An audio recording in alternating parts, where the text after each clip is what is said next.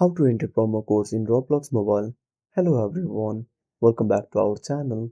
So let's dive right in without wasting any time. Also make sure to watch this video till the end. So first of all open up Roblox on a device. Then tap on three dots at the bottom right corner. Now scroll down and tap on help and safety. Again tap on help. Then tap on the search bar. Then type redeem and tap on search. Now tap on how to redeem. Now copy the link or simply go back to the home screen. Open up your web browser. Then tap on the search bar.